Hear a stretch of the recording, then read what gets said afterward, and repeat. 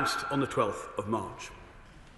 No country was able to secure an exemption from these announcements, but the UK did receive the lowest reciprocal tariff rate globally. And though this vindicates the pragmatic approach this government has taken, we know that while these tariffs are still being levied, the job is far from done. We are, of course, disappointed by the increase in tariffs on the UK and on other countries around the world. The impact will be felt amongst all trading nations. But I would like to update the House on how the UK can navigate these turbulent times, acting in our national interest and for the benefit of all our industries. I would also like to take this opportunity to thank my American counterparts, Secretary of Commerce Howard Lutnick, US Trade Representative Jameson Greer, and Special Envoy Mark Burnett for their engagement over the last few months.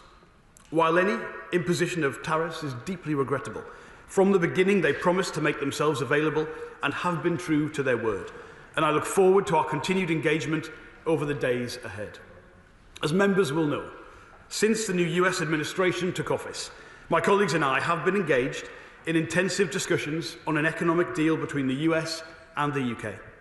One that would not just avoid the imposition of significant tariffs, but that would deepen our economic relationship. On everything from defence, economic security, financial services, machinery, tech and regulation, there are clear synergies between the US and UK markets. And this is reflected in the fair and balanced trading relationship that already exists between our two countries. I can confirm to the House that those talks are ongoing and will remain so. It is this government's view that a deal is not just possible, it is favourable to both countries, and that this course of action serves Britain's interests as an open-facing trading nation. I've been in contact with many businesses across a broad range of sectors, including those most affected, who have very much welcomed this approach. It is clear to me that industry themselves want to grasp the opportunity a deal can offer, and they welcome this government's cool-headed approach. Madam Deputy Speaker, in increasingly insecure times, I have heard some members cling to the security of simple answers and loud voices. And I understand the compulsion, but I caution members of this House to keep calm and remain clear-eyed on what is in our national interest, not to simply proclaim that we follow the actions of other countries. The British people rightly expect this government to keep our country secure at home and abroad. An unnecessary, escalating trade war would serve neither purpose. True strength comes in making the right choices at the right time. And thanks to the actions of our Prime Minister, who has restored Britain's place on the world stage, the UK is in a unique position to do a deal where we can and respond when we must. It remains our belief that the best route to economic stability for working people is a negotiated deal with the US that builds on our shared strengths. However, we do reserve the right to take any action we deem necessary if a deal is not secured. To enable the UK to have every option open to us in future, I am today launching a request for input on the implications for British businesses of possible retaliatory action. This is a formal step necessary for us to keep all options on the table. We will seek the views of UK stakeholders over 4 weeks until the 1st of May 2025 on products that could potentially be included in any UK tariff response. This exercise will also give businesses the chance to have their say and influence the design of any possible UK action.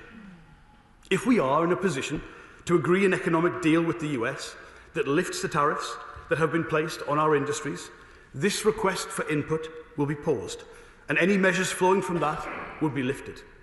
Further information on the request for input will be published on gov.uk later today, alongside an indicative list of potential products that the government considers most appropriate for inclusion. I know this will be an anxious time for all businesses, not just those with direct trade links to America. And let me say very clearly that we stand ready to support businesses through this. That starts by making sure they have reliable information. And any business which is concerned about what these changes mean for them can find clear guidance and support on great.gov.uk, where there is now a bespoke web page. Madam Deputy Speaker, this government was elected to bring security back to working people's lives. And at a time of volatility, businesses and workers alike are looking to the government to keep our heads, to act in our national interest, and to navigate Britain through this period. And while some urge escalation, I simply will not play politics with people's jobs. Yeah. This government will strive for a deal that supports our industries and the well-paid jobs that come with them, while preparing our trade defences and keeping all options on the table. It is the right approach to defend the UK's domestic industries from the direct and indirect impacts of US tariffs in a way which is both measured and proportionate, while respecting the rules-based international trading system. As the world continues to change around us, British workers and businesses can be assured of one constant, and that this is a government that will not be set off course in choppy waters. So the final part of our approach will be to turbo boost the work this government is doing to make our economy stronger and more secure, including our new industrial strategy. And we will strike trade deals with our partners and work closely with our allies for our shared prosperity. We have a clear destination to deliver that economic security for working people. We're progressing a deal that can do that. We're laying the foundations to move quickly, should it not. And we're ensuring British business have a clear voice in what happens next. And I commend this statement to the House. Yeah. For the Shadow Secretary of State, Andrew Griffith. Thank you, Madam Deputy Speaker, and I thank the Secretary of State for advance sight of his statement. Businesses, workers and their families woke up this morning with greater fear and more uncertainty about their future. Tariffs makes us all poorer by pushing up costs, suppressing demand and making the pound in our pocket buy less of the things that we need. It's free trade to which we owe our past prosperity, and free trade which has lifted billions out of poverty since the Second World War. So this is a moment for calm words and cool heads, and we will support the government when it does sensible things to reverse the impact on our already fragile economy. I'm glad the government has recommitted to reaching a deal with our closest ally and largest single-country trading partner. But this is also a moment for honesty and telling the truth. The government sadly got no special favours from the White House last night. The Secretary of State refers to vindication. This is no vindication at all. We're in precisely the same band as the Congo, Costa Rica, Kosovo and the Christmas Islands. In fact, I count over 125 countries and territories that have the same tariff levels as the US as we now do. So not that special. Our automotive manufacturers face unchanged tariffs of 25% on around £8 billion worth of cars and auto part exports. Steel and aluminium exports remain at 25%. And on a volume-weighted basis, our exports face an average tariff of closer to 13%. Above all, last night was a vindication of those who were pilloried and abused for wanting our country to have the freedom to decide our own trade policy. If Labour and the Liberal Democrats had their way, we'd still be in the EU. As the Prime Minister acknowledged this morning, thousands of British jobs have been saved today as the result. And I hope the Right Honourable Gentleman and his colleagues had the decency to regret the 48 times they voted to stay in Europe and to thank us for getting Brexit done. Madam Deputy Speaker, last week, the OBR warned that these tariffs could knock up to 1% off GDP. We're already in a per capita recession and markets are falling this morning. It's businesses that create jobs and grow our economy. Yet at every turn, the government has piled on headwinds when they need our support. They've put a tax on jobs, more than doubled business rates for many, introduced the family business death tax and are barrelling ahead with flawed recycling charges. No wonder business confidence remains at rock bottom. To help British exporters survive, they must urgently tackle our sky-high energy costs A business in West Midlands, in Birmingham, the West Midlands, faces energy costs 4 times their competitor in Birmingham, Alabama, in the US. That dwarfs the impact of tariffs and is no basis on which to compete. The Secretary of State himself is responsible for the Employment Rights Bill. It'll hit businesses so hard, the OBR has not even begun to assess how much it will hurt the economy. So now is the time, today is the day, in the national interest, the Secretary of State must walk back to his department and instruct his officials, shelve the Employment Rights Bill today. Put ideology aside, put the unions on hold and put the government on the side of British business. The cost of failure is too high. The burdens on business are too great. Time is too precious. He must act and act fast. Madam Deputy Speaker, let me conclude with some questions to the Secretary of State on behalf of all of our constituents. Will he publish an urgent assessment of the impact of today's tariffs on the UK economy so markets can see whether the Chancellor's emergency budget sums still add up or she'll be back for more taxes? When will he give the car makers the clarity they need on the ZEV mandate? Will he undertake to keep Parliament informed and to publish the UK's broader objectives, not negotiating strategy, but the broader objectives in these trade negotiations with the US, precisely as the previous government did in March 2020? Will he assure us that any deal will back British farmers and food producers and uphold our high environmental protection and the animal welfare standards which we ourselves enhanced since leaving the EU and upheld in the agreements we reached? Will he now surge additional resources for exporters, reallocating resources across government to fund a new version of the UK trade show programme and enlarging the GREAT campaign? What consideration is the government giving to the special situation of Northern Ireland? Will he guarantee that all claims under the duty reimbursement scheme for Northern Ireland will be paid promptly and the government will commit additional resources when required?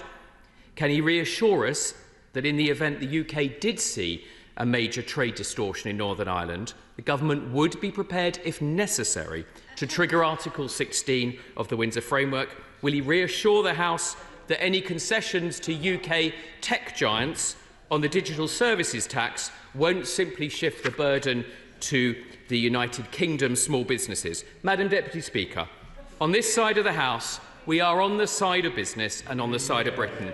We understand the gravity of this situation. We will support the government where it acts in the national interests. I hope they will take this moment seriously, get back round the table with their US counterparts and involve the House in their deliberations. Secretary of State Jonathan Reynolds. Well, I thank the Shadow Minister for his statement and his tone in responding, and I recognise that his commitment to free trade and the case he has made for that, which I believe is one that we broadly share.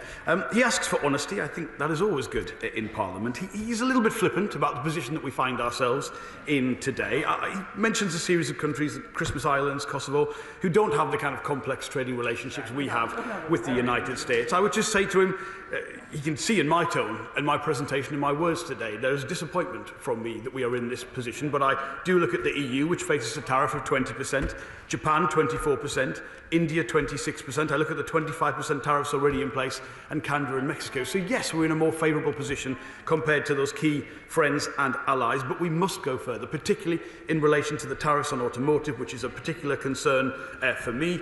He brings up Brexit again. I would say perhaps not the finest hour in terms of the state's preparation for large trade shocks in the Conservative Party, but let's pass that over. Of course, as the President of the Board of Trade, I am of the view that it's good that we can set our own trade policy. But I would just say to him, and I would mean this to all colleagues, isn't it time to try and unite the country about the future, rather than always harbour back to the past? Isn't that the way we will all find our way through that? And I just think, look, half the country voted one way, half the other way. Let's build that together, and please let's look to the future. That is the right way forward. I would also say, and this is a very important point, it is not a choice. It is a false choice to see this as being presented as between working with the US or the EU. We can do this in a way that is consistent with both, and we should all be committed to that. He asks about the implications for the United Kingdom. He broadly asked me to reverse a series of policy choices made in the last 14 years, and I'll go through all of those. I would say in relation to the spring statement, the Chancellor not only rebuilt the headroom caused by some of this global turbulence to a substantial degree higher than that which was bequeathed to her by the Conservative Party. I'd also say, on Conservative spending plans, there was no relief for business rates whatsoever in what we were left. That was a one-year relief rolled over that never had any longevity from the Conservative Party. And I haven't yet received any credible proposals from the party opposite to pay for their spending plans, but I'm always available to receive those in writing, Madam Deputy Speaker. He asks for reassurance. Of course, we're always happy to provide that on policy changes domestically. He knows we're more pragmatic in our approach on things like the ZEV mandate for the automotive sector than the Conservative Party was in office. He knows the Department of Transport leads on that policy, but the publication of our response to the consultation for potential changes will be published soon. I won't comment on the details of any negotiations with the US. I think colleagues would expect that, but our SPS system, our commitment to that for food standards and food safety in the UK was a manifesto commitment, and of course we will adhere to that on this side of the House. I think he also knows we are imminently preparing to publish our trade strategy, which covers a lot of the issues, particularly around support for exporters, that we want to proceed with. On Northern Ireland, I will just spend a moment on this because this is an incredibly important issue for all colleagues. Of course, the potential for a differential response from the European Union to ourselves could lead to a difficult situation in Northern Ireland. The duty reimbursement scheme that he highlights is the key policy here, because goods entering Northern Ireland from the US, which are not going into the wider single market, are then subject to the reimbursement programme. We do have to make sure that works well. I absolutely recognise the points he has made on that, and I will continue to update the House and all colleagues with our work in this area. I recognise how important it is, how relevant it is to all of our constituents, and of course we'll endeavour to keep all colleagues updated on progress. Annalise Dodds. Thank you, Madam Deputy Speaker. Workers at BMW Cowley are deeply concerned by recent news. BMW is right. A trade war would have no benefits, and the Secretary of State is right to engage calmly with his US counterparts. But can I ask what discussions he's had with his EU counterparts, given how integrated our automotive sector is with that in EU countries? My honourable friend, very much for her question. She is absolutely right that in some of our iconic automotive manufacturing brands, BMW, JLR, Aston Martin, who are a particular success in the US market and therefore exposure to this. There is, within government, very close cooperation between the teams that are working on our EU reset and our trade negotiations in this area. So I can assure her of the alignment, of the continuity and consistency of policy in that area, as well as the changes to, for instance, like domestic policies like the ZEV mandate. You will know in the budget there was significant money for incentivising, for instance, the rollout of infrastructure for electric vehicles, £2 billion put aside for the wider joint collaboration and R&D initiatives with the automotive sector. So this remains a clear and consistent government priority, and again I'll keep her updated with a particular constituency interest that she has. Liberal Democrat spokesperson Daisy Cooper. Thank you, Madam Deputy Speaker. May I thank the Business Secretary for advance sight of his statement. Donald Trump has launched a destructive trade war that threatens the jobs and living standards of people across the UK and around the world. And let's be clear, this is not about reciprocity or a level playing field. The US is conflating our high British standards with trade barriers, and they're doing it on purpose. This is Donald Trump saying to the UK that he'll only lower tariffs if we lower standards. He's saying, sell out your NHS to US vulture firms or else. Sell out your farmers to US big business or else. And give up protections against online scammers and for children's safety to US tech barons or else. If the government gives in to Trump's threats, it will only encourage him to use the same bullying tactics again and again. It is simultaneously true that the way that the White House has made its crude calculation actually makes Britain's negotiation position a bit better than other countries, and we genuinely welcome that. That is a relief to us all. But, and I say this with regret, there is no sign that the government's lobbying has borne any fruit, given that we have been put on the same regime as a number of other countries, such as Honduras, Peru, Guatemala, and others. This must be a wake-up call. We Liberal Democrats believe that we must end this trade war as quickly as possible, and that means standing firm with our allies against Trump's attempts to divide and rule. So will the government take urgent steps to bring our Commonwealth and European partners together in an economic coalition of the willing against Trump's tariffs?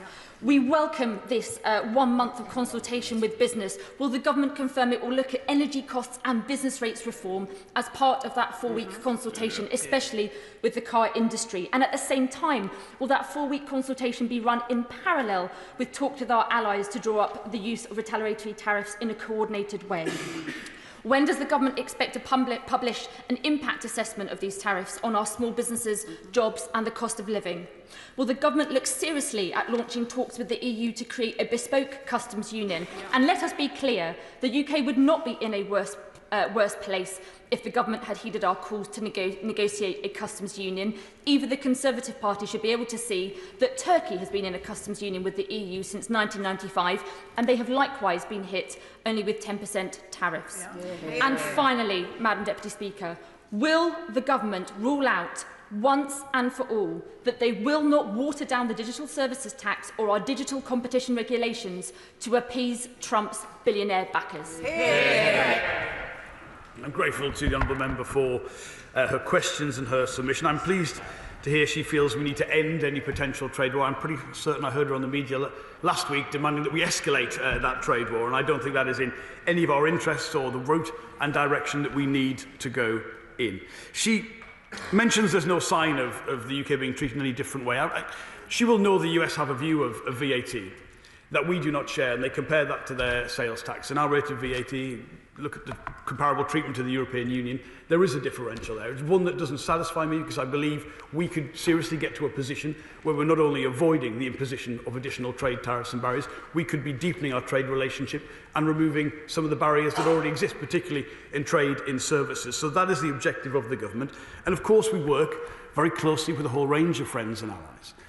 But when they go into any negotiation, they're representing their own national or customs union interest, and we do the same. I wouldn't expect any country to go into a negotiation trying to represent the UK. They will have their own interests, and what I do is simply the same for the United Kingdom. I've got to put our own interests first, and there is a different structure to our trading relationship between the US and the UK. The US, for instance, does not have a large deficit in traded goods that they have with the EU or with China. So it's a different level of conversation, and it allows us to put our own interests first. And that is all we are seeking to do with the government in our policy towards the US. She mentions a range of other issues which I identify. I think colleagues know I have very strong views on the very large increases in industrial energy costs which occurred after 2010, almost a 50% increase in real terms. And I do think they need to be addressed. The industrial strategy and other initiatives from government are the wider policy objectives and tools that we have around this. It's much more in terms of the consultation and the call for input what we have called for in relation to this, the formal steps that we need to do to take the impact from business themselves and their chance to put their views forward as part of it that I have announced today, which, as I say, would not be necessary if we can come to an agreement. I believe all members of the House would want to see us do that. I believe this relationship can be deepened. It doesn't come at a cost to other key trading relationships if we get it right, such as the one between ourselves and the European Union. So that is the objective of the government, and I welcome any support from all sides of the House in fulfilling that objective. Callum Anderson. Mr. Speaker, and I thank my right honourable friend for his statement. The dramatic shift in US trade policy yesterday marked an historic abdication from the principles of open commerce and global trade that has underpinned the economies of the Western world since the end of the Second World War. Tariffs bring no winners, only losers, in the form of higher costs for consumers and higher barriers to business and industry. Can the Secretary of State set out how this government is working with international institutions such as the World Trade Organization to prevent further escalation and position the UK as a leading champion for open markets?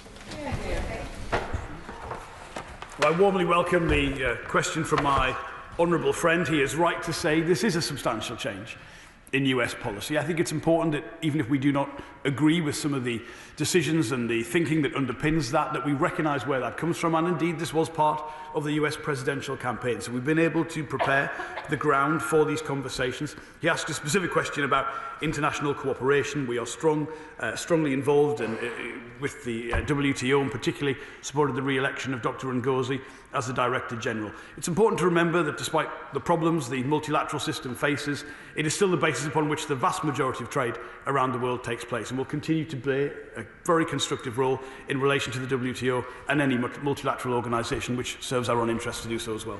Barclay.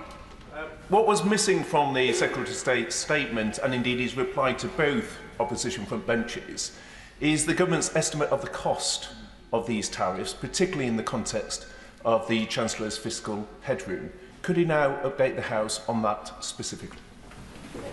To him for his question, he will know as a former Treasury Minister the kind of work that goes on to make sure those assessments are made. The announcement was made late last night. We had the chance to respond yesterday evening and this morning to it. He will also appreciate that the impact on the UK is not just about the direct relationship between the US and the UK, but what happens in the wider global trading system. How other countries choose to react to the announcements in the US will be the determining factor for the impact upon the UK, and we will not know that at this stage. But I promise him I will keep the House updated, and him personally if he wishes, at any stage as to our work to assess what the impact will be on the UK. But also that I believe for all members of Parliament this should be a time for reassurance, for calm heads, for clear information to British business as to how we will navigate these difficult times. I think that is the correct message to be sending out from Parliament. Della Creasy. Thank you, Madam Deputy Speaker. I suspect that the opposition front bench, if they're still trying to propagate the arguments of 2016, are a bit drunk on chlorinated chicken. We need to get real. Celebrating a tariff of 10% rather than 20% is like celebrating that when you got mugged, they only took your wallet and not your watch as well. That's why the British public deserve better. That's why I'm grateful that the Secretary of State is talking about our relationship with Europe, because who knows what President Trump will bring next week. We do 5 times more business with the European Union than we do with America. It is in our interest to have a close and stable trading relationship with Europe, but right now that is up for grabs too. So could the Secretary of State just set out for us what this now means for his negotiations on the European reset and the summit in May? I'm grateful to my honourable friend for her question. I would just be clear again, no one is celebrating the position we find ourselves in as a country this morning. No one is celebrating that. We recognise the differential that the UK finds itself in, but all of us, I believe all of us on all sides of the House, are disappointed by the announcements from the United States and are seeking to provide a way through that. I reiterate to her, I know she feels very strongly about this, this is not a choice between the US and the EU. It doesn't have to be. These are two key and long-term and important trading partners, and actually security and defence partners as well. The EU summit that she mentions next month is a key event. Our aspirations for an ambitious EU reset on a trade basis to rectify some of the flaws in the agreement agreed under the previous government remain. Our objectives there are clear, and they were all in the manifesto that we on this side of the House stood on and won the election. So that remains a key priority, and again I share with her the alignment between the EU reset and this negotiation is very strong within government. Thank you, Madam Deputy Speaker.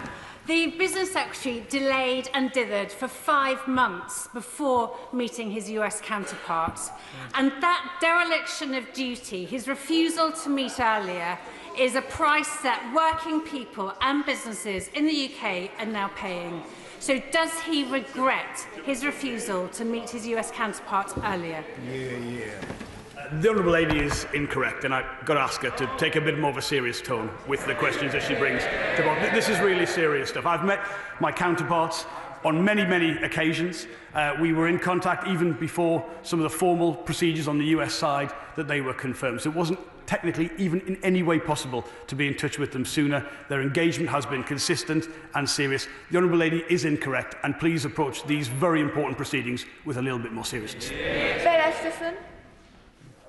Thank you, Madam Deputy Speaker. The impact of the US tariffs has very serious implications for UK industry. It's a reminder of the importance of the industrial strategy and of support from government, including for domestic steelmaking capability, something the party opposite, sadly, over 14 years, very badly neglected. So can my right honourable friend confirm that he is fully committed to the plan for steel and the importance of our sovereign steelmaking capacity? Grateful to my honourable friend for his question and the work he and I did together over many years in opposition in this area. He knows the commitment of this government and this side of the House to the steel industry. It is, of all the issues of industrial neglect, we were bequeathed some of the harder issues to resolve. There is no doubt about that. Whether it is the future of British Steel at Scunthorpe and Teesside, or our aspirations under the steel strategy for new investments, new technology in terms of that sovereign capability. He knows the ambition on this side of the House is very strong. The issues are difficult, particularly difficult, I should say, this week, and I know all the workers at Scunthorpe are particularly concerned about that. But the commitment and the work of this government to the steel sector will go on. Alistair Carmichael. Thank you, Madam Deputy Speaker. Can the Minister offer us any guarantee that the Government will not enter into a trade deal with America that will allow for the importation and sale in this country of food products that are produced to a lower environmental and animal welfare standard than those that we demand of United Kingdom farmers? I'm grateful to the honourable member for his question. He knows I won't go into the detail of any negotiation, but as I said to the opposition front bench, he knows our commitment, our manifesto commitment to our SPS regime, and that is a very important commitment on this side of the House, affecting all of our trade negotiations, not just this one. Jenny Riddle-Carpenter. Thank you, Madam Deputy Speaker. May I start by welcoming the Secretary of State's statement this morning. The Port of Felixstowe is the UK's busiest container shipping port in the UK. Though we import more than we export, we are also the 9th largest exporter in the UK, and the USA market is important for our local and national trading market. Last night's news will likely have a significant impact on the global trading markets, and it's not an exaggeration to say it could potentially change the global trading consensus of the last 80 years. Just as President Trump is acting in what he believes is his national interest, can the Secretary of State reassure me and my constituents in Felixstowe and across my constituency of Suffolk Coastal that the Secretary of State and the Prime Minister will act firmly in our national interest and do whatever is necessary to protect British jobs, British trade and industry and British consumers? Well, she is right to talk about the significance of the decision and announcements last night, the historical scale of that, and particularly for her constituents and economic infrastructure so vital to the country, what that means to process the scale of some of those changes. But yes, I can assure her, whether it is myself as the Secretary of State, that the Prime Minister, all members of the Cabinet, and the decisions we've had to make at pace in order to get us to the position to put our own national interest forward in a way that's allowed us to progress some of these negotiations and keep open opportunities for the future. I can tell her we'll be doing that at all times. Thank you, Madam Deputy Speaker. For all the carefully choreographed bonhomie in the Oval Office last November, the Prime Minister has failed to subsequently secure a US military backstop for his coalition, and now, despite Number 10 briefing out a narrative about productive discussions at the weekend, the Prime Minister admitted to business leaders earlier that clearly there will be an economic impact from the decisions the US has taken. On Times Radio this morning, the Business Secretary said he would roll up his sleeves to try to remove the impact on businesses entirely. That's a bold claim to make, given the circumstances. So the impact the Chancellor's budget is already having. What time frame does he envisage an economic deal with the US, and what is he doing until the 1st of May whilst waiting for the views of UK shareholders? Well, I thank him for his question. He will have heard this morning, myself on the media and here in Parliament, being very clear about how we feel about these decisions, which are that we are deeply disappointed that no country has been able to secure an exemption from them, but we remain committed to the kind of work we've been working very hard on to deliver the opportunities, deliver the potential way as a way through this. And he asks specific questions about how we will respond to this. Well, the content of my statement, respectfully, in terms of how we will ask British businesses to begin to work with us on the formal steps necessary in order to do that. And on the time frame, I shadowed a lot of business secretaries, Conservative business secretaries, over the last few years. There was a fairly rapid turnover at one point, and some of them gave all kinds of timeframes and commitments on trade deals. That's not in our interests because, of course, it puts pressure on you in your negotiations. A lot of this will be held on the US side in terms of the timescales they want to engage upon. But I can tell them I believe there is no country in the world further advanced in the talks that they're having with the United States, and there is hope and optimism that comes from that. Chi Anwara, who will be followed by Steve Darling. Chi Anwara. Thank you, Madam Deputy Speaker. The US is our closest ally, the world's largest economy, as well as being the UK's greatest source of foreign direct investment. So I welcome my right honourable friend's calm and pragmatic approach, as well as his determination not to abandon British workers' rights in the face of these tariffs, as urged by the Conservatives, but rather to focus on the trade talks. And on those talks, could he confirm whether the Online Safety Act, the Digital Markets Competition and Consumers Act, and/or the digital sales tax are part of those talks? And could you also say a little bit more about his counter-argument to the Trump administration's view that VAT and the DST represent tariffs rather than tax? I thank her for her question. She reminds me I didn't get a chance to respond to the opposition front bench, but I do feel if we came to Parliament today following these announcements in the United States and said, do you know what the answer to this is, that low-paid people aren't going to get the sick pay they're otherwise going to get under this Labour government, I think that would be the wrong response to the kind of announcements that we have seen. And again, as ever, it would be scapegoating the wrong people for difficult things that have nothing to do with their own position in the UK economy. My honourable friend asks a number of questions very skillfully in terms of how many she leveraged into that question. Look, there are real differences of opinion between ourselves and the United States on something like VAT. We would say that it applies, and it does apply, to domestically produced goods as much as goods that come into the UK, and that is not trade distorting, and indeed the relationship, the balance of trade between the US and the UK is evidence of that. The argument from the US is slightly different. I will not go into the content of all of the negotiations, and she will appreciate that, but success in any negotiation is recognising the other side's argument, putting your own forward, but being willing to get round the table and do that. And that is the approach of this government. That is the way forward. Thank you, Madam Deputy Speaker. And we must stand up to this bully that is Trump and support British business. This morning, I reached out to a manufacturer in Torbay, Gooch and Housego, who manufacture high fibre optics that help facilitate international communications. They have interests in manufacturing in the US, the UK, Europe and Thailand. It is now an extremely complex world that they have to navigate, and other players in the high-tech sector. How does the Minister plan to help the high-tech sector navigate this challenging world we now live in? Well, I thank him for his question. I would say our job is to defend the UK national interest, and the kind of company that he has described in his constituency in Torbay, which sounds like a fantastic company, again an example of why I want businesses based in the UK, because they can then access a whole range of markets from the best possible position. It is exactly the kind of company that will have, because of those complex supply chains, questions about what this means for them. And the decision to launch bespoke information on great.gov.uk today to coincide with this announcement is precisely our attempt to provide them with the assurance that they need.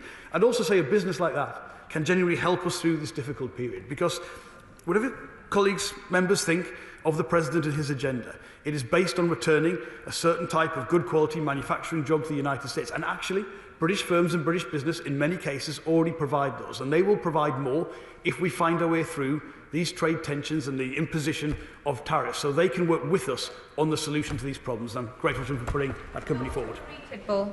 Thank you, Madam Deputy Speaker. I'm really pleased to hear the Secretary of State's commitment to steel. Stocksbridge Speciality Steels in my constituency is a strategically significant site with world-class unique capability for creating specialist parts, which will be essential in increasing our defence capacity and net zero infrastructure. Last week, I held a community listening event on the government's excellent steel strategy. The message was clear: let's ensure British-made steel is best. Does the Secretary of State agree with me that today's news further demonstrates why it is so important that this government is committed to a £2.5 billion plan for steel?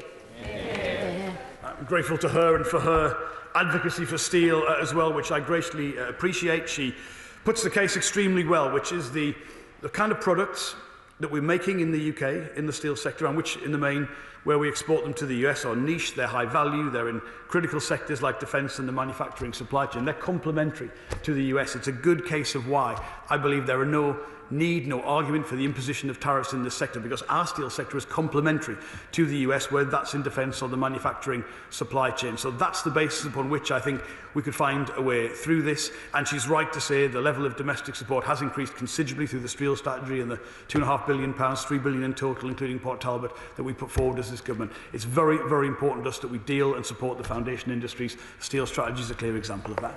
The Steel constituency, Matt Vickers. Martin, Thank you, Madam Deputy Speaker. Dealing with the erratic Trump administration must be something of a nightmare for negotiations, but the unexpected can always emerge from the White House. But the one certainty has been that tariffs were going to form a part of the Trump agenda, and it's somewhat surprising that the Minister is only today launching a consultation about the implications of retaliatory measures.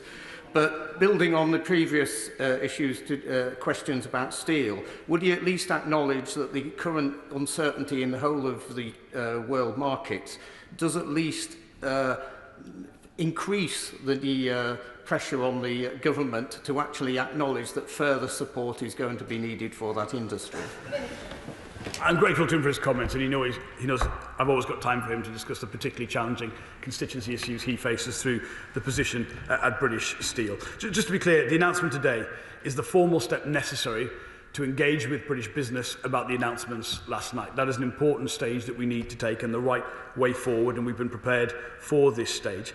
In relation to the other challenges around the steel industry, look, this is a particularly challenging situation. He knows this better than anyone, as well as my honourable friend for Scunthorpe. And our commitment to doing this, even in difficult circumstances, is absolute. We will continue that, and I'll continue to keep him and his constituents updated at all times. Emily Thornbury. Thank you very much, Madam Deputy Speaker. Many of us may remember a time when Boris Johnson and many of those on the benches opposite claimed that a trade deal with Donald Trump could increase our trade with the US up to 5 times. It was clearly more difficult than they thought, but it is important to learn from failure. And I wondered if they had been in a position to be able to pass on any pearls of wisdom or any advice, or maybe even an oven-ready deal that might be able to help the country at this time of difficulties.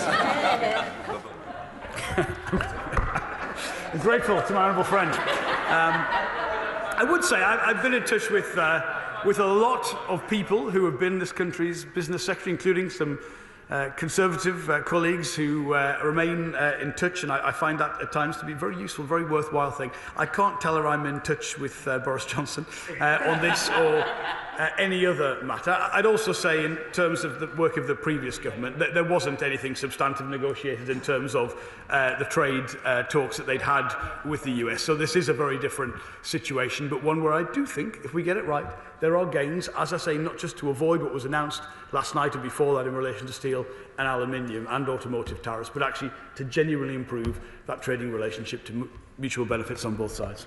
Swain. Tariffs are always and everywhere a diminution of the choice available to consumers. So it isn't Liberation Day, it's the very antithesis. And I hope he will bear that in mind as he considers the policy and the consultation on any retaliatory action. I'm grateful to him for how he has put that. I think he is right in terms of where the burdens fall of policy in that area. It is not in anyone's interest. No one wins a trade war. That's impossible to be able to do. But it does require us to react in a way which is calm, which is reassuring, which is pragmatic, and seeks a way forward. And I can tell him that is exactly what this government will be seeking to do. Andrew Cooper. Can I thank the Secretary of State and his colleagues for all he's done so far in negotiating an economic partnership deal with the US. The automotive sector is an incredibly important one for Cheshire and Merseyside, both in terms of manufacturers like Bentley, Vauxhall and Jaguar Land Rover, and the wider supply chain, which supports employment of tens of thousands. The US is the biggest export market for Bentley Motors and Crewe, so they're likely to be at the sharp end of these tariffs. We all hope that his calm-headed approach has meant that we're in the best position to secure a deal. But what specific support does he have in mind for the automotive sector to help them weather this storm? Extremely grateful to him for that question, and he's right to highlight I'm tremendously proud of our automotive sector. He may know I come myself from one of our powerhouses of the automotive sector, Sunderland, and the Nissan plant where I grew up. And so it's incredibly important to lots of communities, supply chain all around the UK, but particularly to our exports, and the US is a key market for that, particularly for the high-value models, some of which he mentioned, which are, again, incredibly valuable to this country, and we would want and seek to maintain that success. The kind of support that we will, first of all, it's dealing with this issue, and second of all, things like the announcement in the budget of the £2 billion for collaboration with the private sector in the automotive field, the money incentives for electric vehicle infrastructure, and of course the changes we're consulting on and about to publish a response to on the wider ZEV mandate, where we do need a more pragmatic response than we've seen in the past. Thank you, Madam Deputy.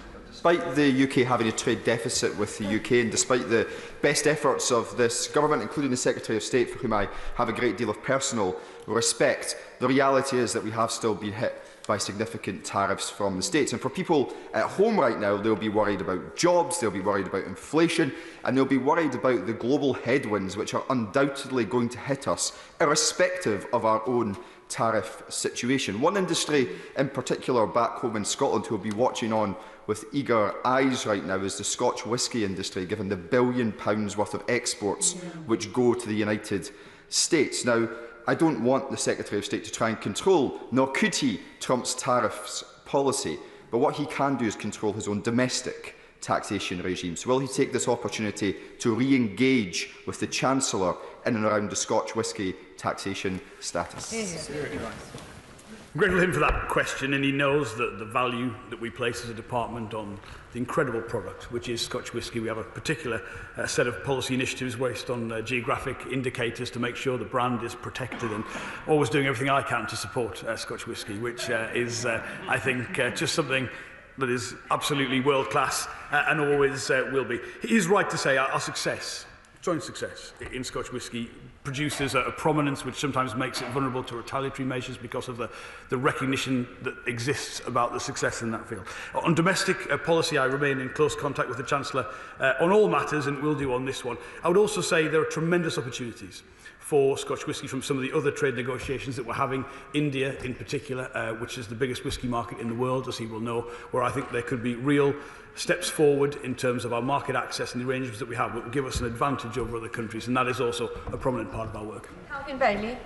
Thank you, Madam Deputy Speaker. War does not benefit anyone, and a trade war between the UK and its closest ally will not benefit our industry nor our people, and will stifle our ability to grow our way out of 14 years of Conservative mess. For this reason, I thank the Minister for his pragmatic and cool-headed approach. But these measures also threaten our ability to prevent military conflict here on the continent of Europe, and I ask him to detail what action he is taking to ensure that our air and space industry can work with our European partners in order to implement the defence industrial strategy, which is central to ensuring peace here in Europe.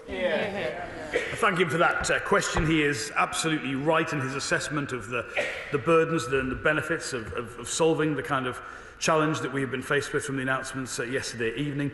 He will know that the defence sector is one of the 8 priority sectors of our industrial strategy. There's a whole range of work across areas like air and space that we are engaged in with our colleagues around with the MOD. We also, of course, have had that significant increase in defence spending, which is a crucial part of how we respond to these threats. And the US will always be a crucial security ally for us, and our shared interests, whether they're economic, whether they're in the defence and security space, are enduring, and that should be something we always bear in mind when we're trying to find a way through this. Sir Christopher Chubb.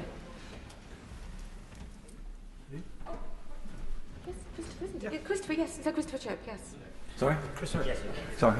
Okay. Madam Deputy Speaker, can I say to the Secretary of State that I very much support his concerns about the automotive industry in this country. Will he therefore take action immediately to remove the arbitrary restrictions upon the ability of our own domestic motor manufacturers to produce and sell vehicles with internal combustion engines? Because that policy of the government has already reduced by 1/3 the domestic production of vehicles in this country, between February last year and February this year? And also, why doesn't he lead by example now and remove all tariffs on US vehicles? Thank him for his words about the automotive sector. In terms of the ZEV mandate is what he's referencing. As a policy of the previous government, to be clear, we have inherited that policy. The consultation we have opened with our colleagues in DESNES and the Department for Transport is to look at that in the context of a fall across all European markets in automotive production and demand, and this incredible entry onto the world economy of increased Chinese production, which is a challenge for all of us. He will also know that our automotive sector is very much an export-led sector. We export 80% of what we make, and all of our key markets have the kind of transition policies in place towards electric vehicles. So if we didn't make that transition, we wouldn't have a product to sell in those key markets. So we have to work with industry to do it, but we have to recognise what we did inherit with respect from the Conservative Party wasn't something I thought was working, and that is why we've opened the consultation and will publish a response to that very soon. Dean Sullivan. Deputy Speaker, and I thank my right honourable friend for his statement and the effort of him and his team thus far, and also welcome the fact that there will be engagement with businesses on the potential for retaliatory action. I think that input is vital. Whilst the UK has the lowest rate of reciprocal tariff, it will be cold comfort to many businesses in my constituency of Bathgate and Lithgow, and indeed for those in the whisky and salmon industries that employ thousands of people across Scotland. Can the Secretary of State assure the business community that he will work at pace with his team to secure a sustainable trade deal with lower tariffs and bring the much needed certainty to businesses and households across this country? Excellent question.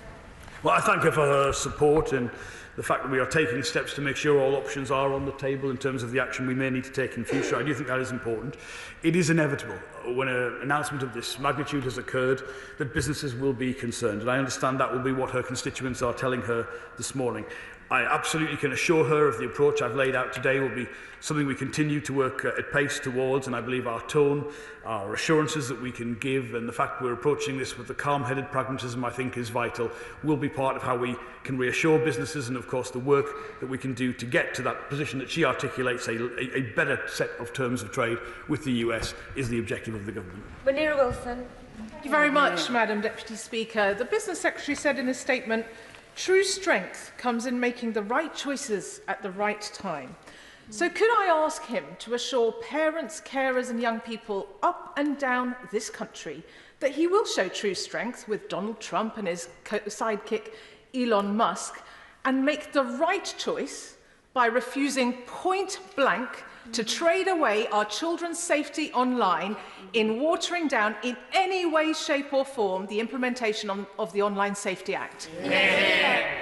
I'd say to her, I do believe strength is making the right choices at the right time in our national interest. I can tell her the talks I've had with my US counterparts are not with respect to do with what she has articulated. They're to do with goods, they're to do with services, they're to do with the regulation of professional bodies and all the things we would associate with normal trade talks around that. I would also say the United States is not seeking to make our children unsafe. It's not seeking to make our children more vulnerable. And I don't think that's the right approach to take to our key and core ally. I think sometimes the Liberal Democrats are inventing problems to try and propose that they are the solution to them. This is a conversation about trade. And I think it's just vitally important we keep it in that important and appropriate terms. Harry Gardner. Madam Deputy Speaker, there is a threat, but there's also an opportunity. So what measures is my right honourable friend taking to combat trade leakage and the diversion of goods produced in countries hit by high US tariffs that now may dump their products in the UK, undercutting our domestic producers? And what steps is he taking to encourage manufacturers based in those countries and indeed in the EU to relocate to the UK and export from here to the US to take advantage of our lower 10% tariff? I'm grateful to him for raising what is one of, I think, the most important issues that we face, which is the impact of trade diversion, not just the relationship between the US and the UK, but what it means for goods that potentially would have gone to other countries coming to the UK market. That is something we have to be extremely vigilant about. He will know in terms of the tariffs that were already announced on steel and aluminium, that we have those safeguards in place, we have our own quotas, we have our own 25% tariff to protect domestic production and make sure that isn't the case. And I can tell them we stand ready to use those powers for any sector of the economy that we need to use them for, or indeed to take further powers if that is deemed to be necessary. I do want businesses to be based in the United Kingdom, to serve a whole range of markets from the United Kingdom. That's a pitch which is not just about the comparative position that we find ourselves in, but the kind of policies we put in place to ensure we've got that level of competitiveness that we need. That is something every country in the world is engaged in, but I can assure him, not so much in relation to these announcements last night, but to the wider agenda of the government. That is our commitment. Dr. Ben Spencer. Thank you, Madam Deputy Speaker.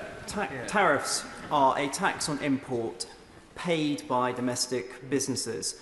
As he's reflecting through over the forthcoming weeks and consulting with businesses, will he reflect on the taxes that he has raised on our own domestic businesses and think about whether that is an appropriate response to what's happening? We always reflect on decisions we've made as the UK government. I'll say to him again, I think we've probably had this exchange a few times. I'm always willing to hear from the Conservative Party how they plan to fund their own spending plans, but they certainly didn't have those in the spending plans that we inherited. If the Conservative Party is ready to make a decision on that, we would love to hear from them. But until they do, stop criticising us for fixing your mess. Alex Sobel. Thank you, Madam Deputy Speaker. I hope the Secretary of State agrees with me that protectionism isn't the way to protect consumers and businesses. Our own history teaches us that the Tory Corn Laws kept working people impoverished for generations in this country. I hope that our approach will be that we should have free and fair trade with other countries and not see rising prices for British people, American people anywhere else in the world, and that we'll do our best to ensure that people's living standards rise by ensuring the fair and free flow of goods and services. Okay, well, we talked about not reliving the arguments of Brexit. The honourable friends brought up the Corn Laws, and I think about time we had that one again, I think, here. But he will know, actually, go back to those arguments in the past around imperial preference and the stance the Labour Party took. It was always for free trade, and that was because that makes, in particular, food and other goods and services cheaper for the people that we represent. And that's always been our history, that's always been our commitment. And I think what we are announcing today and how we are seeking a way through these difficult and disappointing sets of announcements is entirely consistent with our own history on the Labour Party and our commitment to internationalism. Neville Roberts. Some commentators are fawning over a 10% tariff simply because our nearest neighbours have been hit worse. Let's get real here. The 25% tariff on steel and aluminium will hit Wales's biggest export to the US, machinery and transport equipment. And it's a fact that the EU is Wales's greatest trading partner, with Welsh exports valued at £11.2 billion. In the face of an American president and his obsession with international economic revenge, does the Minister recognise that it is economic common sense to accelerate scrapping trade barriers with Europe?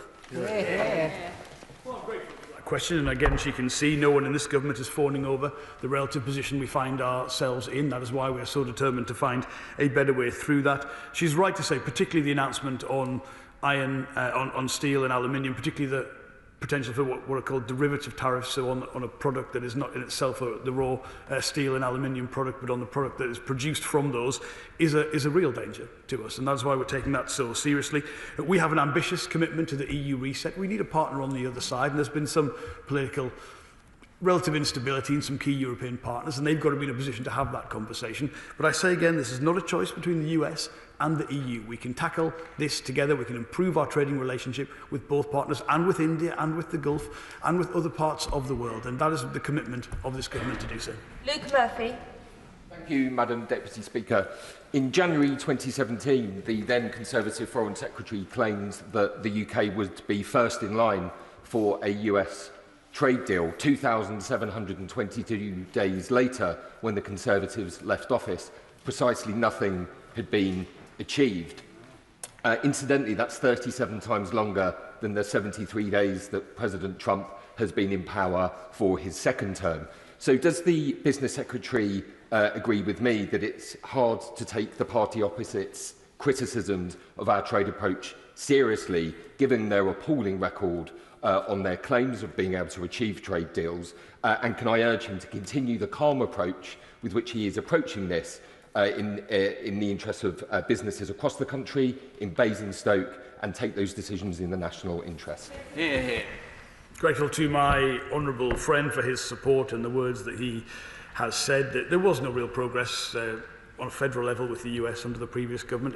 The former president did have a decision he wouldn't pursue trade deals, so there wasn't perhaps much they could do on that. But I do sometimes reflect that the Conservative government broke our relationship with our nearest and most important trading partner, which is the European Union.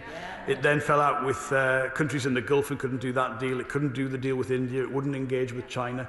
For a global Britain policy, there's not much of the globe left if you find yourself in that position. So not really best practice for us to follow, but we welcome the support for our approach if it exists on the other side and continue to say this is surely the right way forward for all of our constituents. John Lamont. Thank you very much. Farming, textiles and whisky are all important parts of the economy in the Scottish borders, but also more broadly across Scotland, and will be affected by these tariffs. But there are also very real concerns in Scotland that products currently heading to the United States markets from other countries will be redirected and dumped into the UK market, which will impact the domestic market.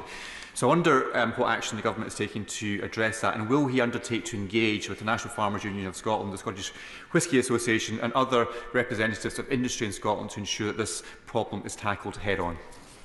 I absolutely agree with him. This is one of the principal issues that we have to address, whether it's farming, whether it's textiles, whether it's whisky. The impact of what is going on in the rest of the world in their relationship to the US has a direct impact, even though it's not the conversation that relates directly to the conversation about tariffs and our own trade deal with the US. So I can tell him I'm meeting the Chair and Chief Executive of the Trade Remedies Authority imminently. This is a crucial part of the work we have to get right. We do have some of the existing announcements, particularly steel and aluminium, things already in place, but we've got to make sure we're ready for other sectors of the economy too. Rachel Taylor.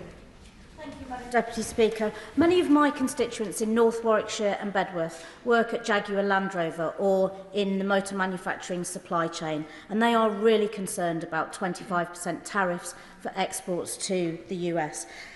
Can the Secretary of State set out what steps he's taking to get these tariffs reduced and to support West Midlands businesses before I meet with Jaguar Land Rover later today? And does he agree with me that a calm and measured approach is exactly what is needed to get the best deal for British businesses?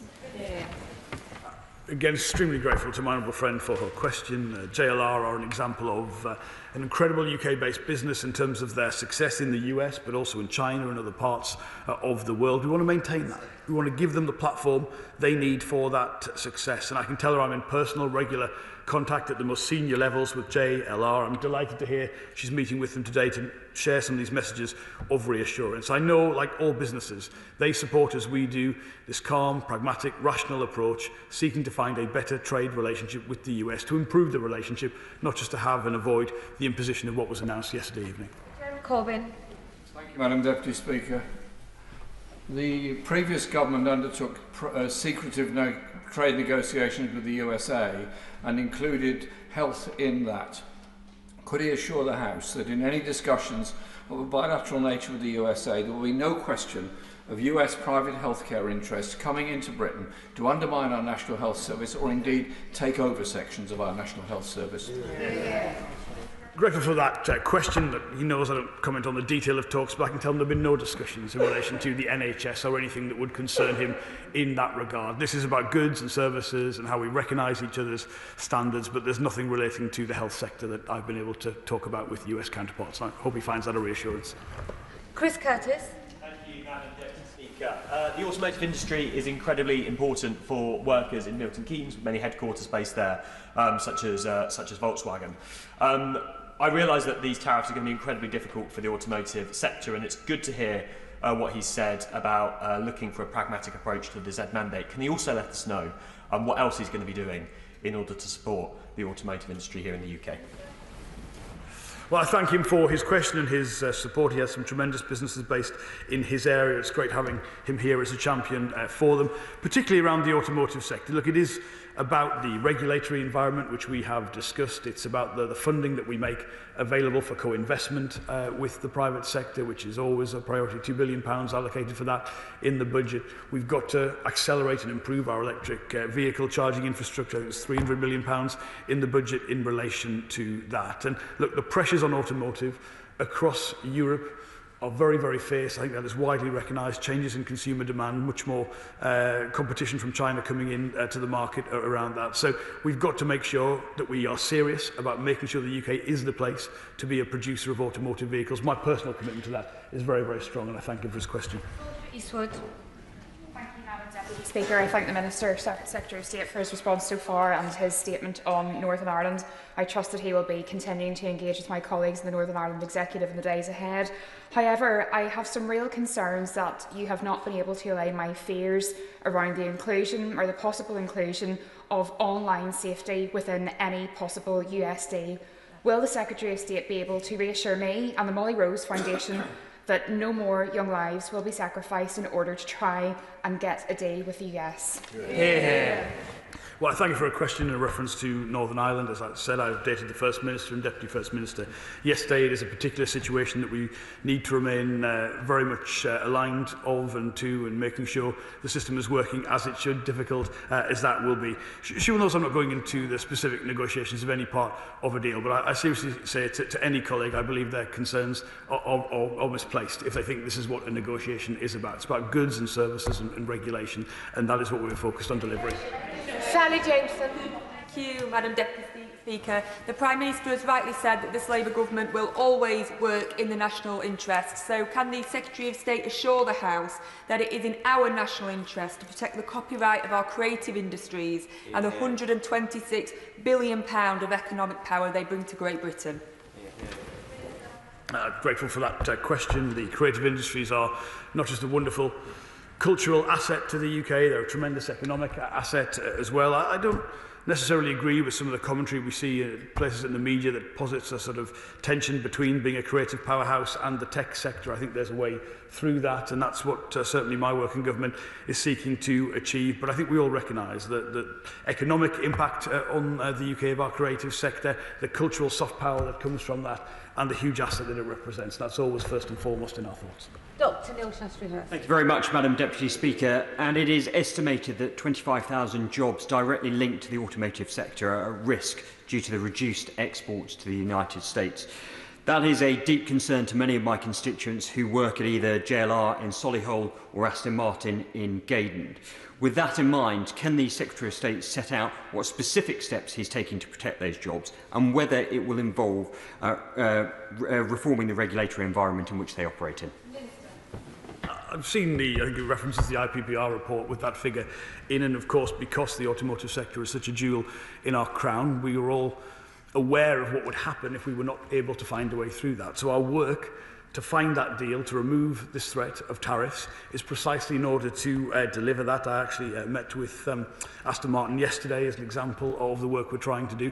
He asks a specific question about that regulatory environment that we inherited. I can't preempt the publication of the consultation, but it has just finished. But I think he's aware of comments I've made publicly about the recognition of changing that to reflect different circumstances. He won't have to wait very long for the outcome to be published of that, and I can tell him myself, the Secretary of State for Transport, the Energy Secretary, Net Zero Secretary, are all aligned on making sure we get this regulatory environment correct for the future.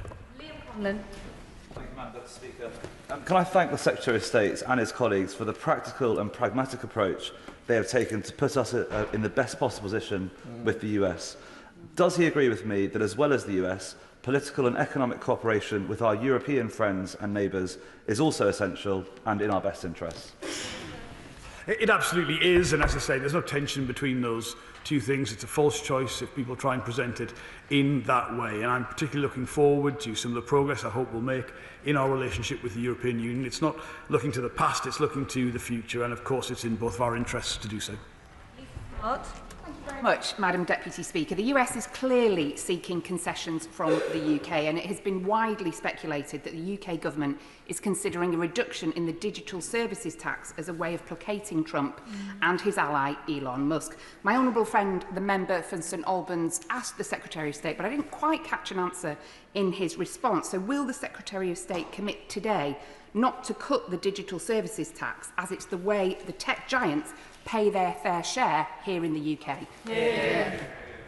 Well, She's heard me say repeatedly that I'm not going to go into the specific negotiations, but making sure any tech company, not just a US tech company, any tech company pays a fair rate of taxation in the UK for the economic activity that they have in the UK is something all parts of the British government are committed to, and she doesn't need to be worried about that.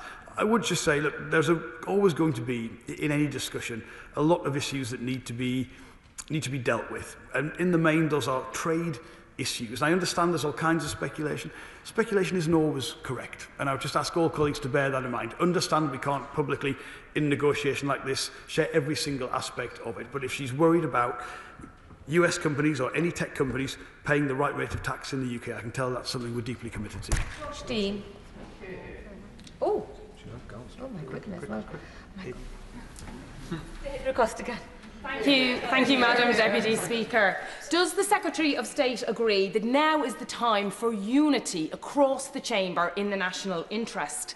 And in contrast to the politicking we had earlier from the Conservative Shadow Minister, will he commit that this Labour government will always put country first, party second? Absolutely, country first, and I would hope all members of the House could get behind the approach that we are taking. It is genuinely in the national interest. It is the way forward. It is the way to deliver what all of our constituents want in these troubling times, a much better path towards the future. Andrew Snowden.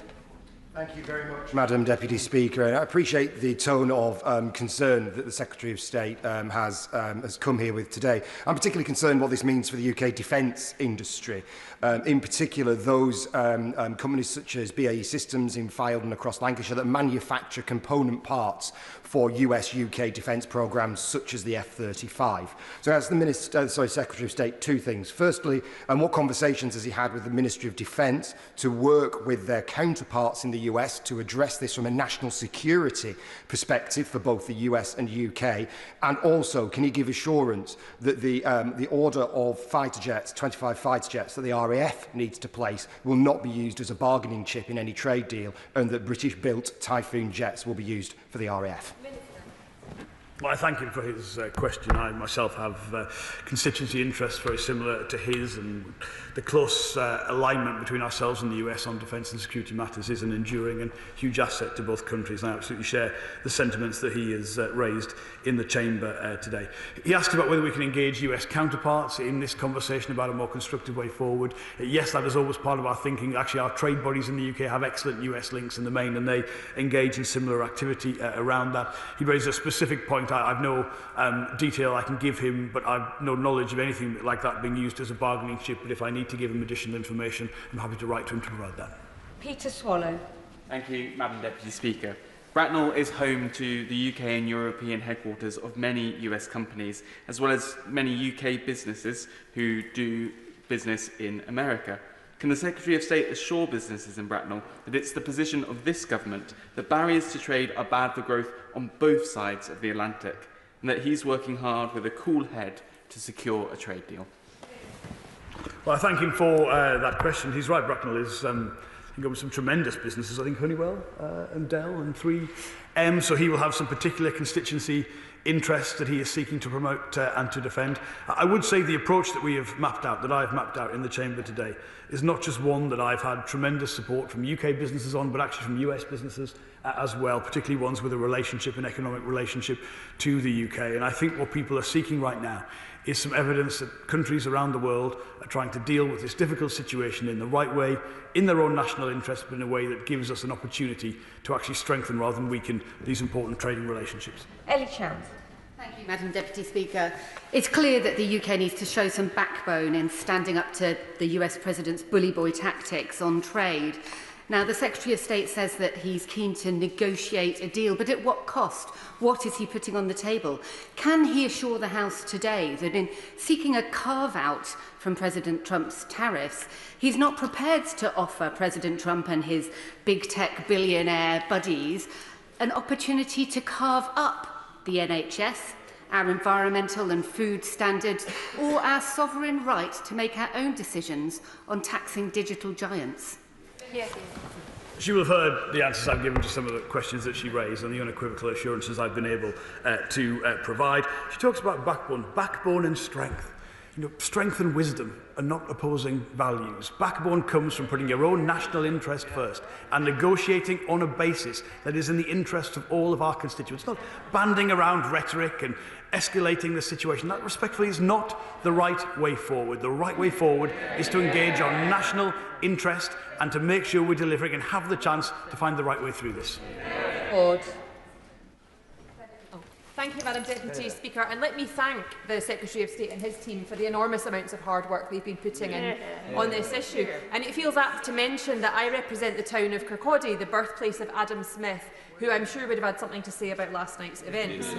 I know my right honourable friend is keenly aware of the importance of the US market for Scottish exports, including but not limited to salmon and whisky, which I know he is very fond of. And I wonder what further reassurance he could offer to Scotland's leading export industries about the impact of these developments on trade with the US. Well, tremendously grateful for her support and for her question. I think Adam Smith's probably the best historical reference we've had in the debate so far today in this statement. Look, she knows I've always aspired for my department to be one of the most pro-Scottish UK ministries because of the interests that we are there to defend and to promote. She will also know it's actually Tartan Week this week in the US. The Secretary of State for Scotland is in the US right now. I love the way, I really admire the way he has turned the Scottish Office into such an economically focused department, working with Scottish businesses, working very closely with me, and that's, I think, a tremendous initiative and one that we'll continue to promote. Blake Stevenson. Thank you, Madam Deputy Speaker. Trump's tariffs will make everyone poorer, and they're extremely disappointing. And isn't it noteworthy that members from Reform haven't bothered to turn up to share in our disappointment? Our automotive sector is already announcing closures and layoffs, including in Stellantis in Luton, which has provided great jobs for my constituents for many, many years. In his review of the regulatory environment in response to these tariffs, will the Secretary of State ensure that it will be easier, not harder, to create jobs in the UK in the future?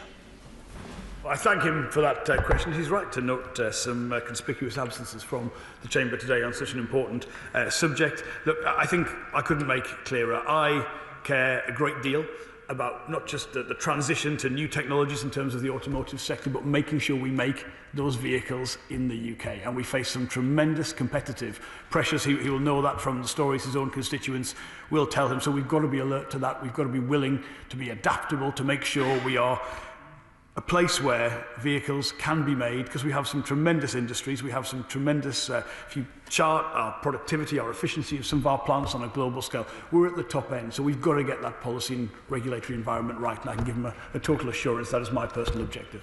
Joanna Baxter. Deputy Speaker. I thank my right honourable friend for his statement and all the work that he has done so far in negotiating an economic partnership with the United States.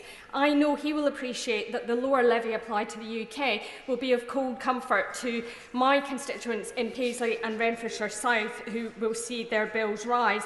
Can he assure me that he will resist calls for knee-jerk reaction to this? Because escalation of a trade war won't help anybody, and the way you achieve a negotiated settlement is through constructive dialogue and a calm approach. I say that as somebody who spent 20-odd years as a negotiator prior to entering this House.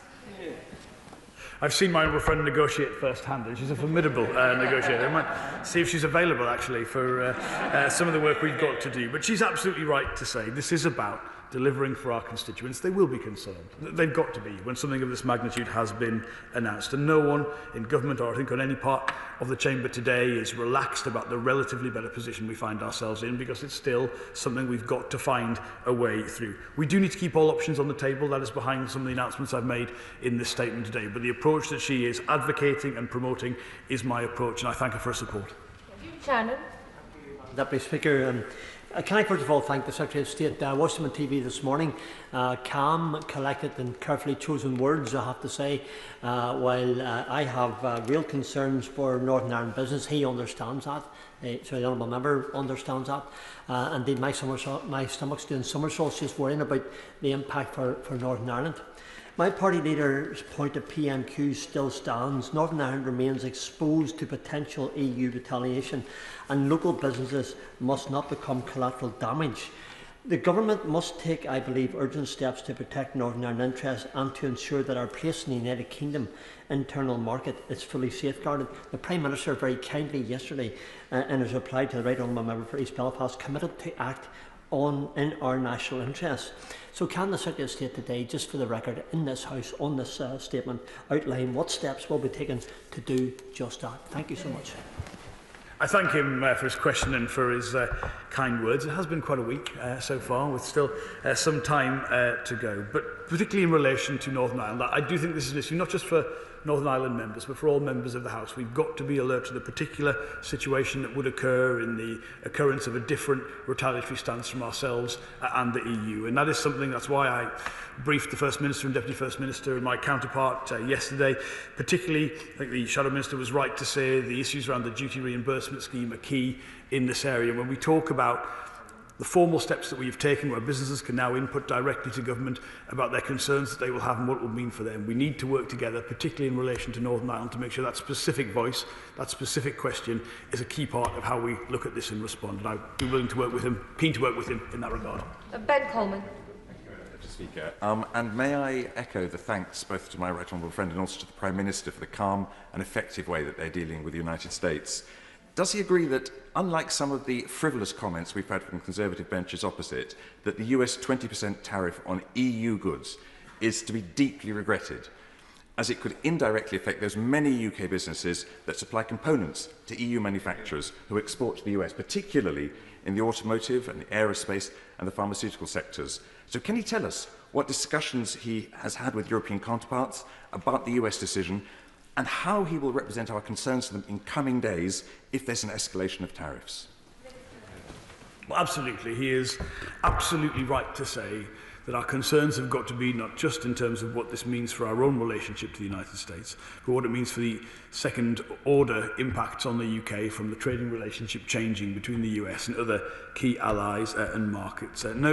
No discussion on trade or tariffs is complete without bringing up rules of origin, and of course the complexities of some of the supply chains, particularly in automotive, as he says, are key issues, because you have to make sure not only that you have preferential tariff access to markets, but your products that you make in your country qualify for those through those rules of origin. I can tell him we're closely engaged with all partners. He will know my colleague, the Cabinet Office Minister, deals with the EU reset, but we have a very close working relationship and will continue to do so, as well as having direct conversations with our Commission counterparts.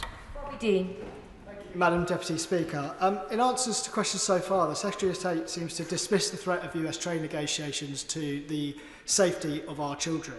I'm sure he has seen the abandonment of content moderation on these platforms. I'm sure he's heard what Trump, JD Vance and Musk have said about free speech in our country. What they mean is the freedom of these US social media giants to keep our children addicted to their platforms, no matter how harmful that content is. Now, I know that he said he doesn't want to get into the specifics of the negotiations, but does that mean that the Online Safety Act is a part of the negotiations, or will he take the opportunity now to rule that part out? I'm just very, very clear with colleagues not to invent problems that don't exist. I'm aware of comments that have been made about freedom of speech in the UK. They've not been part of the trade negotiations. He asks me to recognise I can't share the details of negotiations and then share details of the negotiations, and he knows I'm not going to do that. That wouldn't be in our national interest to share them. But I would just say to colleagues, this is about goods and services in the main, and I think that is a really important thing to focus on. Let's not make this more difficult than it is. Okay. West Bromwich is a metal industry heartland. We are home to the Confederation of British Metal Forming and many brilliant exporting businesses that are in the automotive, steel and aluminium supply chain. This morning I spoke to the Chief Executive of William King, one of those brilliant local businesses, and she was clear that the government is right to remain calm and to work to achieve a deal. But while ministers are working towards that deal, can I ask what else we can do to support these businesses to continue to trade and invest with confidence?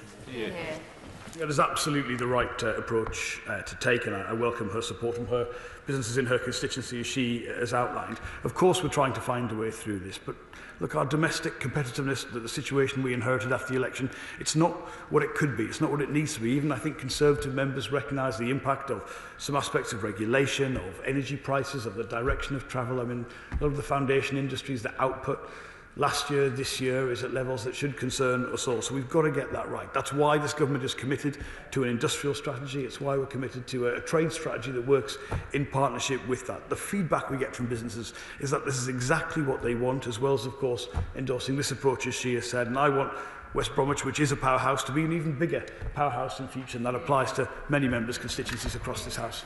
Manuela Patinella. Thank you, Madam Deputy Speaker. The tariffs announced by Trump last night will be concerning for many businesses in the UK, not least British farmers, including in my constituency of Stratford-on-Avon. And we all recognise that Trump will use the imposition of tariffs to try to get concessions from countries around the world. Will the Business Secretary commit today and reassure the whole country that he will not agree to any deal with the US, which would lower food standards and undermine British farmers? Well, she will have heard me say very clearly about our SPS regime and our commitment to that on this side of the House, which we included in our manifesto. I would also say that the UK is currently the biggest importer in Europe of US agriculture. So we shouldn't present this as something that we don't currently have, that the US is trying to open up. We have a strong relationship, a mutually beneficial relationship, and British agricultural products are themselves a premium product that has a tremendous reputation, whether it's in the US or in other parts of the world. And seeking to remove trade barriers on both sides of that, whilst maintaining that SPS regime in the UK, and because that's very important for our other trading relationships, is vitally important. But it could be a story, a positive story, of how we open up more markets to excellent US products, and that is fundamentally what good trade policy is about.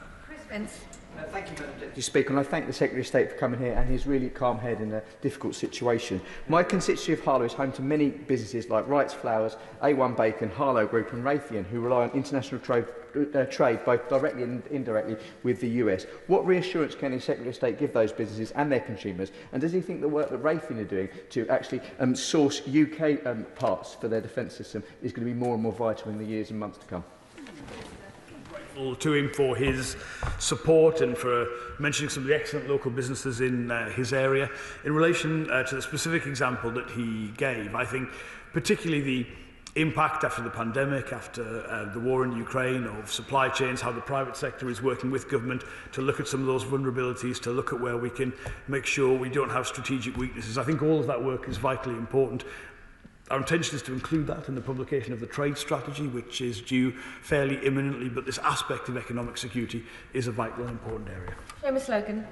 Thank you, Madam Deputy Speaker.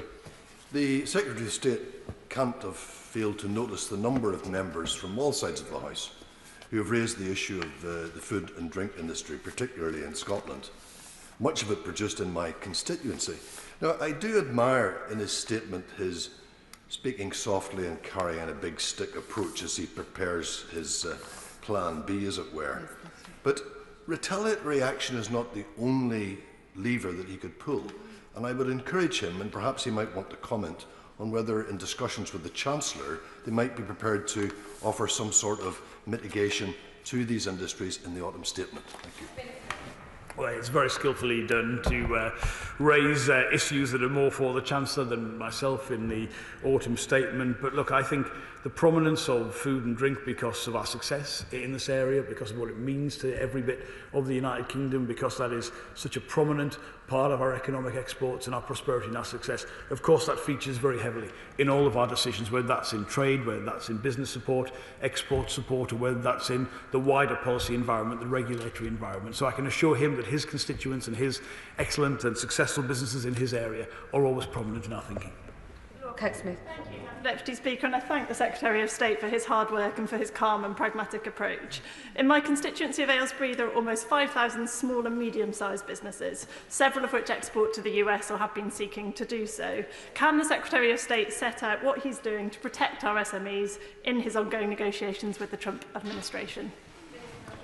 And look, fundamentally, what I want to see is greater market access to the US for small and medium-sized businesses in every part of the UK. There are particular things that we could tackle as part of that, the regulatory system in the United States, the federal-state dichotomy, particularly for services, exports, and all of that, I think, is the prize on offer if we get this right. There's also a big part of trade policy, which is not just free trade agreements, even though they tend to get the most prominence, but how we come to agreement in terms of e-commerce, how we look at some functions of online marketplaces and transactions.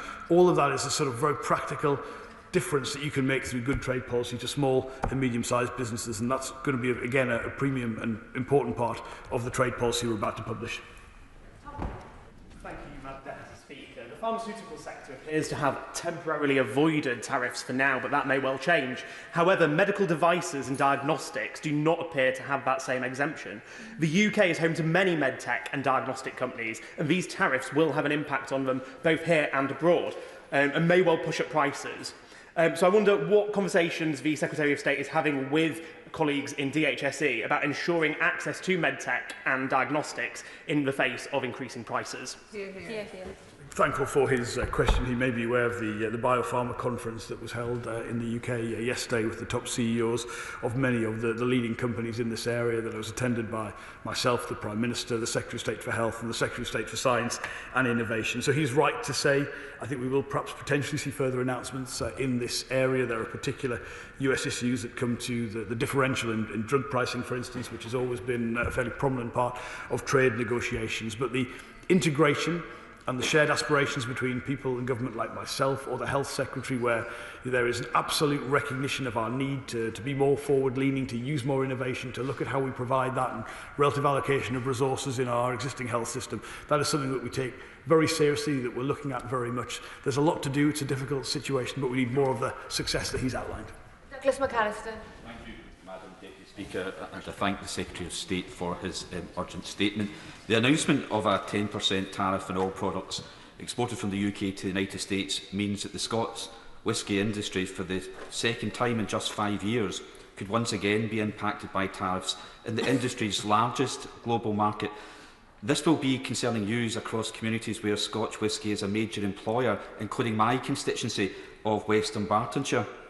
Scotch whisky is a quarter of all Scottish exports to the US, but it's not one-way traffic. For instance, the Scotch whisky industry imports up to $300 million of ex-bourbon casks every year, just for one example. Can I urge the Secretary of State to work with the US administration and ensure a mutually beneficial resolution can be agreed as soon as possible to support the Scotch whisky industry? Well, I'm incredibly grateful to him for his questions and his accurate insight into some of the codependencies and relationships that exist between Scotch whisky and other key international sectors of the food and drink economy. I can tell him, if he ever wants to come and see me in my office in the Old Admiralty in the Secretary of State's office, I keep a bottle of Lagavulin in there. Excellent choice, I think we can all agree on. You'd be welcome yourself, Madam Deputy Speaker, at any time to come for that conversation. We've got to keep the numbers down, but we'll look at that if we come through with a deal. But it is an absolute premium, but of course the Shadow Minister will be very, very welcome to come in. What an excellent meeting we've just set up there accidentally. But the kind of point that he makes, that because often in some markets there's an equivalence made between, for instance, say the tariff on bourbon from the US and Scotch whisky, and the comparison that is made, and those are often seen as competing products. But there is an interdependency there as well. It's a really important, a fascinating point, the sherry barrels issue as well. I can also say to him that we are in regular contact with the Scotch Whisky Association. They're tremendously supportive as a resource to us, very closely engaged with government. So again, these issues which are so important to his constituency are always considered and prominent at the highest levels of government. Scott Arthur. Thank you, Madam Deputy Speaker. I thank the Minister for his statement and congratulate him on his choice of whisky. It's my favourite as well. So there's no winners in this situation, you know, particularly when you think of people waking up this morning in Vietnam, Cambodia, etc. It's absolutely dire situation. But nonetheless, I mean, I do have to acknowledge, I think the cool heads in the government mean that people in Edinburgh South West, their jobs have been saved, at least for now, as we start this process. But I don't doubt as we speak, businesses in my constituency and right across the UK are trying to figure out what this means for them. So I do think we have to really redouble our efforts in terms of our search for growth. So I really do welcome the pragmatic words given around the zero-emission vehicle mandate. Ultimately, I think, without compromising our aims, we can work together with businesses and trade unions and get a better outcome. But I do wonder if the same approach can be taken elsewhere. And what comes to mind is, of course, the AI regulations we've been discussing, I think were mentioned earlier. Very quickly, Madam Deputy Speaker, HSS advertising and also sustainable aviation fuel mandate as well. I think all these things we don't need to compromise, but we can work closer with industry to get the right outcome. I very much warmly welcome his words and his endorsement and seconding of my whisky choice. Other excellent whiskies are available, I think we should say that. We've got a lot of Scotch members present today and don't want to offend anyone as part of that. He is right to say businesses will need reassurance. I hope they will see that from the tone the government is striking today, but they'll need information. If members get out their phones and go on great.gov.uk, they'll see a link to a bespoke page where that information is being provided and that we have advertised around it. He makes a point I think is very important, which is where we can look at alleviating some of the domestic pressures, whether that's through regulation, whether that's through other areas. This is clearly the time to do so. I can tell him I've had those conversations with Cabinet colleagues. I think he is right to say it's not about perhaps changing policy, but just looking at the impact right now, how we can make a difference. I think that's a very wise observation to make. Andrew Lewin.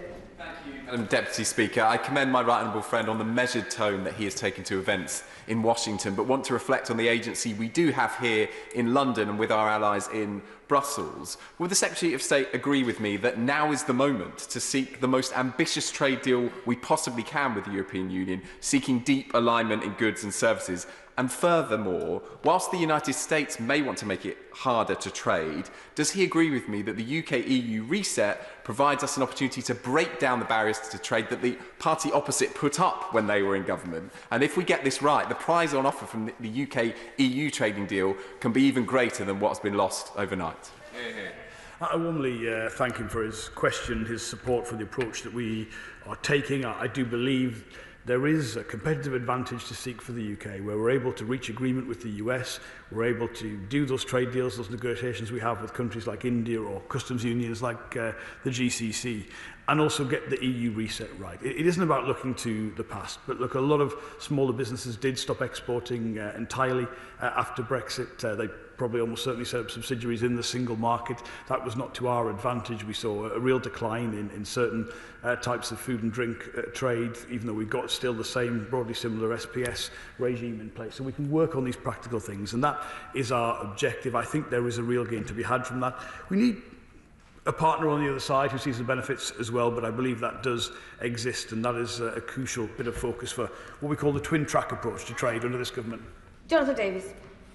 Madam Deputy Speaker, I thank the Secretary of State for his statement and the work that he's doing as we face this challenge. I also welcome the government's commitment to increase defence spending. It's not just good for our national security, it's good for our economy too, and the sector employs many people in Derbyshire, including at Rolls-Royce. So as we seek a trade deal which will create the economic conditions for our public services to thrive and for our prices and bills to remain as low as possible, can I encourage the Secretary of State to remind the US of the importance of manufacturers such as Rolls-Royce and the defence sector, the strategic and economic partnerships that they offer us, so that we can work together more constructively with them? Those are very wise words, and I'm grateful to him for putting them on the record today. Defence spending is crucial to our national security. The big change, the big uplift that we've seen is a key part of that. But he's right to say it would be wrong for anyone in this country to think there's not a domestic economic dividend for that. And those jobs are spread all around the United Kingdom, including in places where they're really reliant upon them. So it's great news on the economic front for all parts of the UK, and Derbyshire and Rolls-Royce are a Rolls-Royce example of that. He talks about how we can get this right with our relationship to the US. Look, there are some great things we already have underway. If you think of the AUKUS agreement, where the US treats domestic UK suppliers as part of the domestic supply chain, there's equivalence there. If we think about, for instance, on steel, the role that Sheffield Forgemasters plays as a crucial part of the defence supply chain, again for the US. These are really important strengths to recognise, mutually beneficial strengths to recognise. And again, I think if you look at the facts and how our trade and interdependencies work, there's a great prize on offer to get this right. Final question, David Pinto-Dudzinski. Thank you, Madam Deputy Speaker. A joy as ever. And I would like to thank my right honourable friend and the Prime Minister for their tireless efforts that have secured the best comparable position available to our country. There is, of course, deep disappointment that tariffs have been levied. But the fact they've been levied at the lowest band is a vindication of their strategy. And businesses that I have spoken to in Hendon and nationally have been unanimous in their support for the government's approach. Does he agree with me that the best way to stand up for Britain is through a cool, calm and collected and pragmatic approach, and that we must reject the knee-jerk response and calls for action on invented problems that some on the benches opposite demand? Extremely grateful to him for his question. He has absolutely articulated our approach, which is that we are not complacent, we're not happy, we are disappointed with any tariffs being imposed on the UK. We recognise the lowest band being applied to the UK, but it doesn't mean we won't redouble our efforts to secure the kind of agreement which offers a way through that. I'm grateful to hear the support from his constituents. That is what I hear in every part of the country. Genuinely, this is the approach that business wants us to take. It is calm. I'm not sure if it's cool, but it is calm, and it is, I hope, reassuring to businesses in his area. And where a lot of people are always offering advice in this area, are always at times offering to escalate a conflict to a point which they perhaps haven't got a plan to de-escalate from. This government's approach is always to be pursuing our national interest, to be working with partners, to be looking at the mutual reciprocal benefits we could get from doing this right. And I am extremely grateful for the level of support across all parts of the House towards this policy. Thank you very much, Mr. Speaker. That is the end of a very lengthy statement on UK-US trade and tariffs. I'm now going to move on to the Select Committee statement. If the ministers on the front bench wish to leave or they're planning to stay, I'll